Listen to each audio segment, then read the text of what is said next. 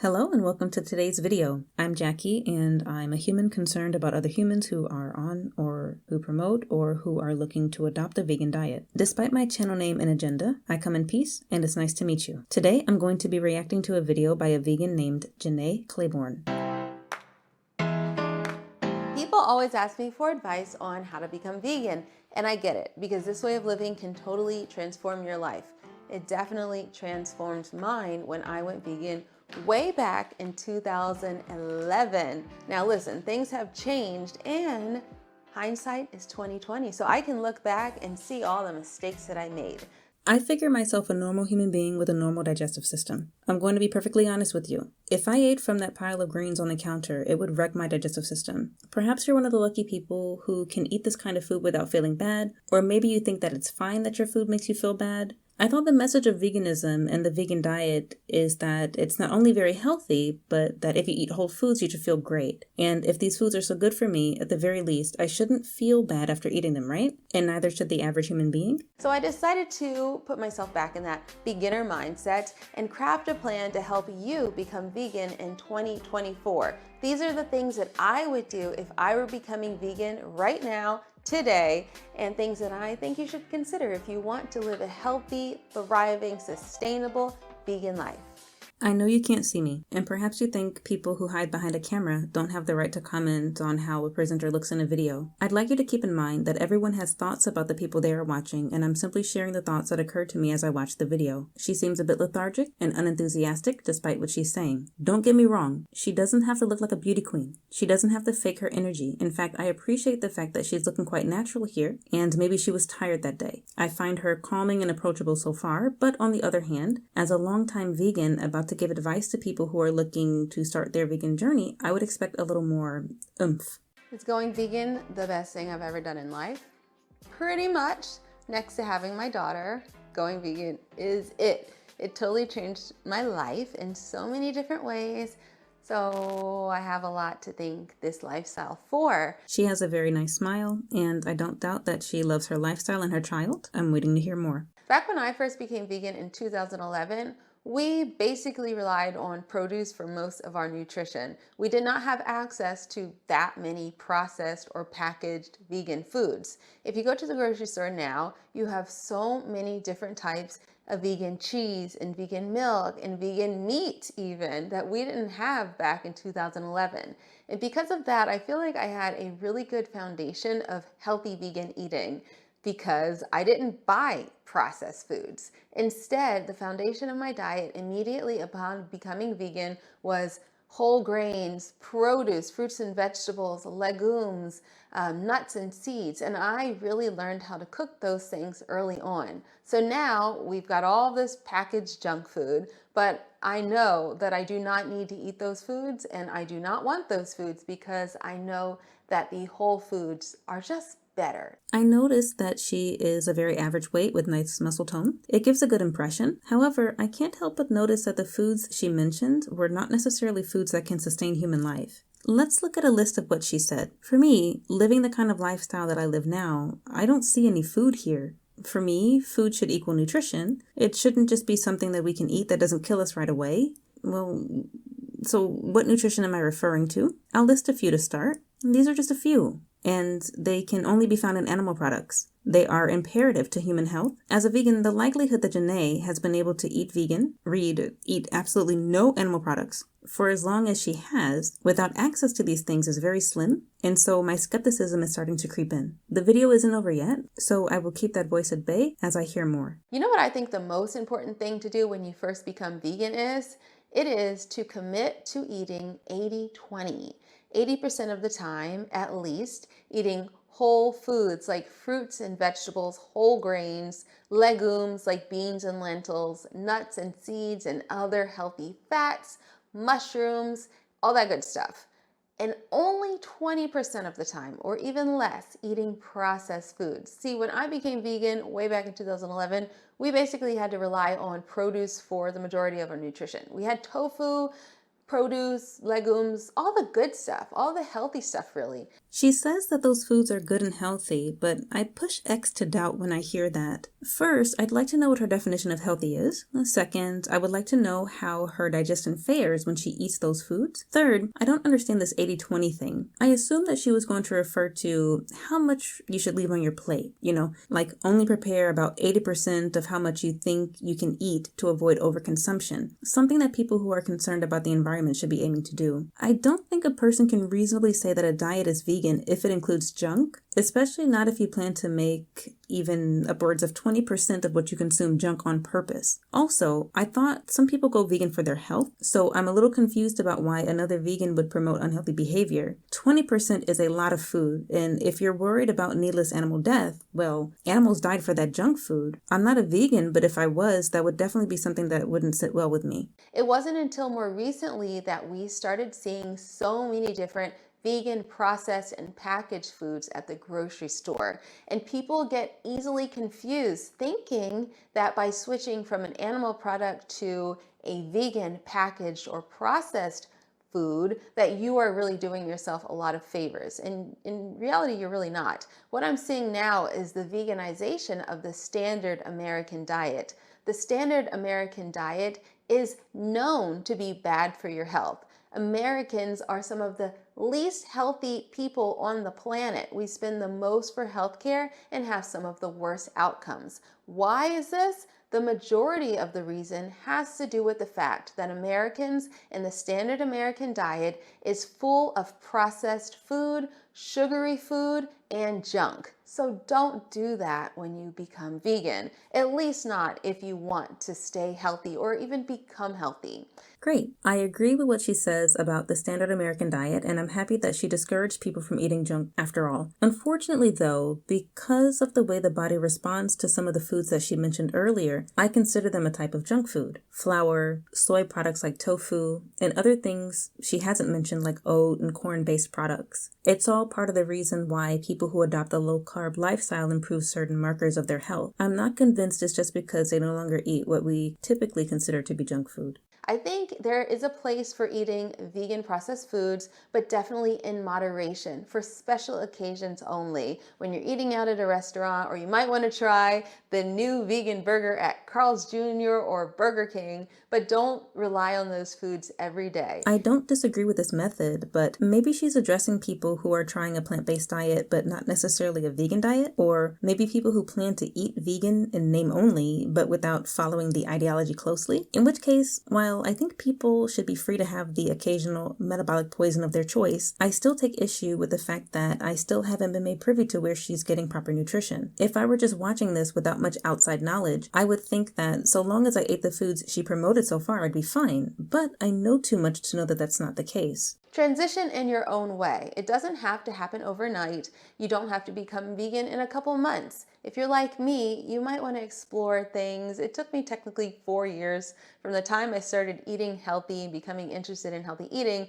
until I finally became vegan. I'm glad that she's open about that and reasonable about that. I don't advocate that people go vegan, but people can eat as they please. If you're planning to change the way you eat, it is almost never a good idea to do it overnight, and it's responsible to give your mind and body time to adapt. I honestly had no intention of becoming vegan when I started this journey, but I learned about animal cruelty, and look, I could not look back.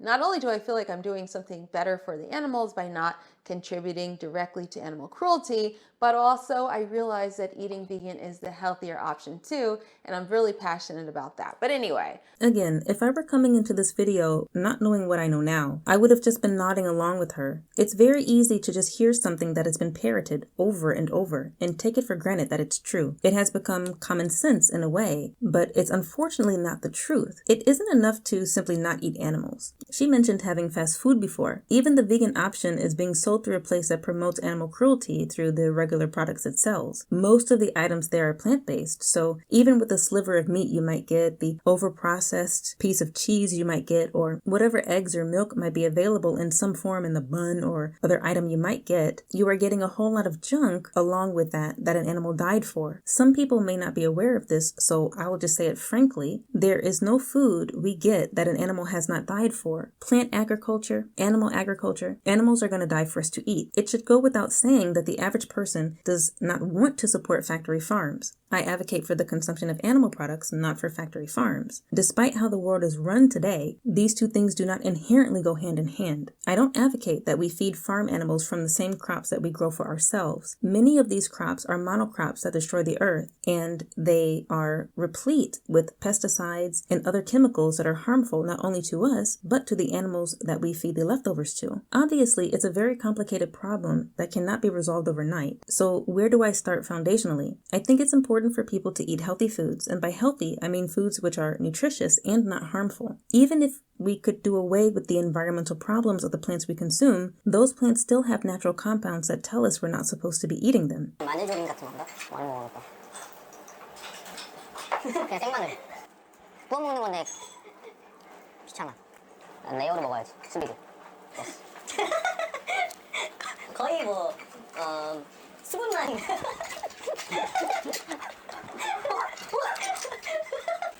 그 정도로 엄청 맵구나, 진짜. I don't need to be told that we cook food.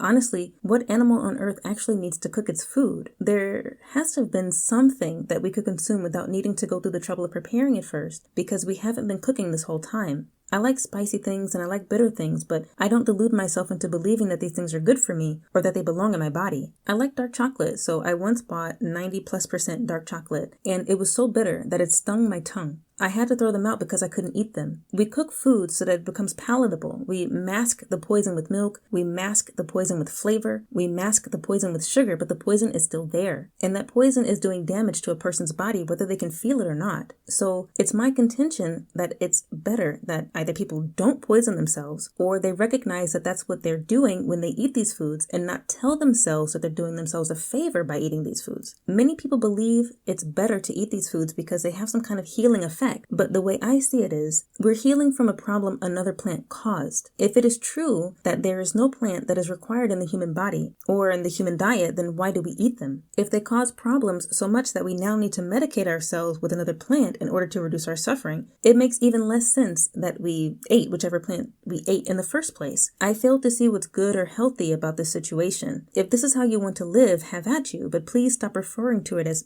healthy or good. Start with why. I have found that the best way to have success in life is to start with why, to know your motivation, to know why you're doing the thing, whatever that thing may be.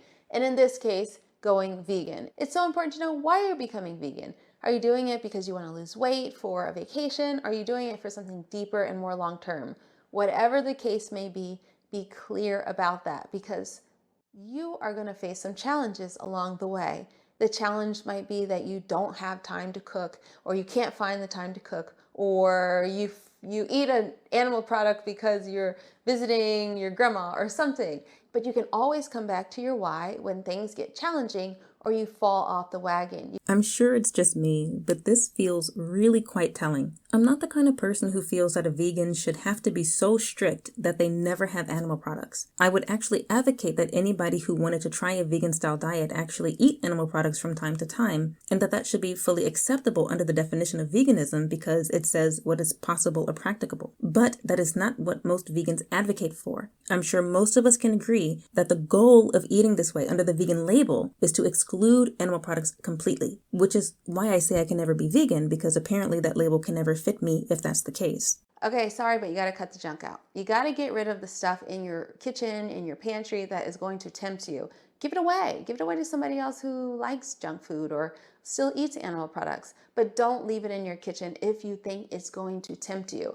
This kind of goes against what she was saying before. Why can't people just leave the junk in their vicinity so that they can transition slowly? Basically not quote unquote waste the food, but use it up slowly as they're weaning themselves off of it. Or why can't they just save it for the 20% of the time when they're going to cheat and have some junk food? When I first became vegan, I found myself having some cookies in the pantry that are not fully vegan, and I just wanted to eat them all up because I didn't want to waste the food. But I recognized that, wait, didn't I say I don't want to contribute to animal harm? Like, that means that I can throw these cookies away or just give them to my roommate, and that is okay. It's junk food. Most of the time what we're talking about is junk food. Junk food is not even real food, y'all, so just throw it away.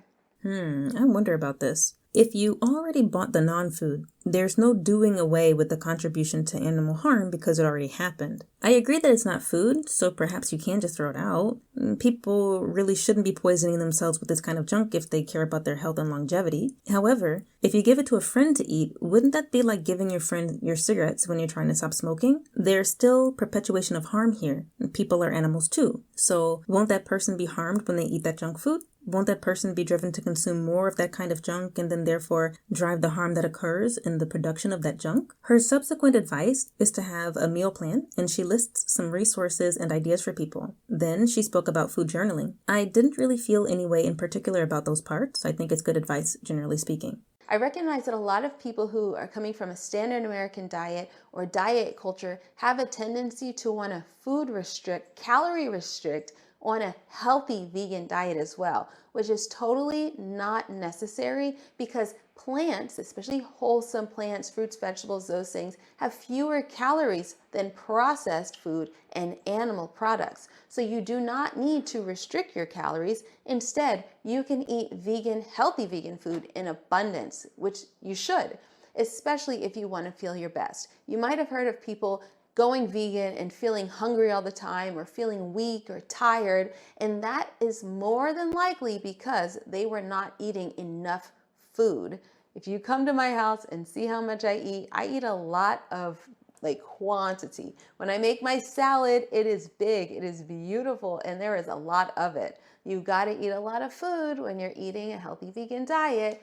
That's why this way of eating is perfect for people who like to eat. Like me, I love to eat. Going vegan was the best decision I could have made. I used to be that way, but the interesting thing about eating foods that are incredibly nutritious is that you actually don't need a lot, and you may find it hard to actually eat a lot. Animal-based foods do tend to provide you with more of what you need to run like a well-oiled machine. The proportions should be more on the fat side than on the protein side, as long as you're not trying to lose weight. Animal fat and protein are incredibly satiating. You may be concerned that these foods are not healthy. You may have heard that red meat is bad for you, that saturated fat is bad for you, and that having a diet rich in saturated fat can increase cholesterol, as it should, and that low cholesterol is preferred. Well, it turns out that there's no proof for any of that. Yes, there are a lot of studies, there's a lot of research that people will cite, but the takeaways that they spread are not actually the results of the research. You don't have to take my word for it, but if you're considering changing your lifestyle because you've been told that certain foods are bad and that certain foods are good, it would be a good idea for you to know why this is the case other than just simple hearsay, which means you would need to find the research that corroborates these claims. And if you're a layperson, also find someone who could help you interpret the research so that you could understand just where the problem in said research lies. If they are honest and competent, they should be able to tell you very succinctly why the results, no matter what they say, should be taken with a grain of salt. In any case, the most important step is for things to actually be reproduced and demonstrated in real life. Perhaps Janae is truly living her best life. Perhaps she is in excellent health. If that's the case, good for her. The trouble is that most humans report health problems despite how much they ate. The health problems they cite are very similar. They also just so happen to be the same kind of health problems you would expect a person who is malnourished to have. Many vegans document themselves eating and eating and eating. In fact, Janae mentioned herself how much she eats, as though it's a plus. The more we eat, the more animals suffer, because again, all of our food requires animal death. Honestly, I'm more proud to say I don't eat anywhere near as much as I used to. I only eat as much as necessary. And it turns out when you eat real food, since it is incredibly nutrient dense and also dense in so-called calories, whatever you want to call the thing our bodies draw from in order to keep moving, you don't need to eat a lot. I honestly think it's better if we don't, if we're not obsessed with food and constantly eating. I can imagine a multitude of benefits to a person in their everyday life and to society at large if we stopped obsessing over food so much. Don't sweat the small stuff, you guys. As a vegan, even I've been vegan for 13 years, sometimes I go to a restaurant and they accidentally give me something with dairy in it. I eat it, I recognize it right away. I feel like crap, mostly emotionally and mentally, not really physically. And oh well, crap happens. Sometimes you can only go to vegan restaurants, but sometimes you have to go to a non-vegan restaurant and they will make a mistake, and that's fine. Sometimes you'll fall off the wagon. Maybe you go visit your grandma or you go on a trip and you eat some non-vegan thing, and that's fine. The goal of being vegan is to eliminate harm as much as possible. So Of course, you are not perfect. Nobody is perfect. Nobody can ever be perfect. And sometimes you make mistakes. Sometimes you fall off. That is fine. You can just get back on it. Nobody is keeping track and keeping tabs on your mistakes as a vegan. And if they are, look, it's none of their business anyway. Again, this is very telling. That was my first thought. My second was that I couldn't agree more, and I'm glad that she's not the type of vegan that gatekeeps what it means to be vegan, that's obsessed with whether or not a person really is vegan. Again, I don't advocate that people go vegan, but I 100% advocate that people who adopt a vegan diet do consume animal products as needed, and that they not beat themselves up over it. The problem is that many people go vegan because they've fallen for some misinformation, and that misinformation can lead to a dangerous place because they weren't really sure what they were getting themselves into. And again, I can't help but be very wary because the video is a lot closer to being finished than it is to the beginning, and she still hasn't mentioned something very, very important. Oh, and don't calorie restrict. Eat as much as you need to feel full, nourished, energized, healthy. That's how you know if you're eating a good diet, if you feel amazing and you don't have deficiencies, you are not getting sick a lot, you are energized, you sleep well, you've got great digestion. That's all you need to know. That's all you need to know. You don't need to go raw. You don't need to go on a fast. You don't need to buy special vitamins. You don't need to go alkaline. None of that stuff is necessary if you just eat a healthy plant-based diet, which how many times do I have to say what a healthy plant-based diet is? If you've been watching my videos, I think you already know. So stick with that and you will thrive. Okay, I'm going to try to be as respectful as possible, but she officially lost me with this last part. She says, you know you're doing the right thing if you feel great, you're thriving, and you don't have any deficiencies. Then she went on to say that people don't need any specific vitamins. The problem is that she's saying this in the context of a vegan diet, which I can't be sure is what she's actually following. She calls herself a vegan, and she seems to be flexible in what that can mean. The number of times she mentioned not worrying about it if you have some animal products here or there, not beating yourself up over it, really makes me wonder just how often that happens to her in her life. Obviously, if you eat an omnivorous diet, a plant-based diet, if you are vegetarian for the most part, you are having access to things that people who are trying a purely vegan diet don't. The things I mentioned earlier, for example, if you just so happen to have some cheese, or if you go to your grandmother's house and you just so happen to have a dish there, if you go to a restaurant and they make a mistake, sure, that is plant-based, but that's not vegan. I don't really question that vegetarians, and basically people who have an omnivorous diet, can maintain that. I wouldn't agree that it's health promoting, but it's better than not having any animal products at all, which is what a vegan diet is supposed to be. There's a term for people who are supposedly vegan, but are basically just heavily plant-based. They're called cheegans. It stands for cheating vegan. I didn't make this up. I'm not the one who's trying to dictate to other people so much what the vegan diet is. I'm going based off of what vegans themselves typically say. This mixing of terminology can be very dangerous. A person who's not following a strictly vegan diet cannot speak to the efficacy of it for themselves. She didn't cite any science, which is fine, but there's no evidence present in this video that a person who eats strictly vegan can sustain that way of eating. As far as I'm concerned, it is only through such proof that a person should feel comfortable encouraging people who are planning to eat a vegan diet to do so. She refers to herself as a vegan, but she didn't instill much confidence in me based on the things that she said in this particular video that that's the case. She didn't say it, but this is very important. If you're planning to do a purely vegan diet, please be aware of the types of supplements that you require in order to sustain it. You may find that, like most people, you don't feel so good. It's not enough to just say, well, okay, I'm not feeling so good. I'm still going to think that the vegan diet is healthy, but I'm going to have some animal products, or I'm going to allow for some animal products regularly to make myself feel better. That's my whole thing. Please stop promoting it as healthy. Please stop thinking of it as a good thing. Please stop forcing it on your children if this is what it leads to for you. You don't have to take my word for it that people require things that can only be found in the animal kingdom to sustain their health long term. It is something that will become blatantly obvious with time, unless of course you are an anomaly. But still, if I were the kind of person who could smoke cigarettes my entire life, just chain smoke decade after decade, and I managed to live to be 102, I hope I would have the wherewithal to be able to admit at the end of all of that I am an outlier. I wouldn't encourage other people to do it because the realistic expectation for the majority of people on planet Earth is that they're going to croak due to some kind of preventable disease long before then.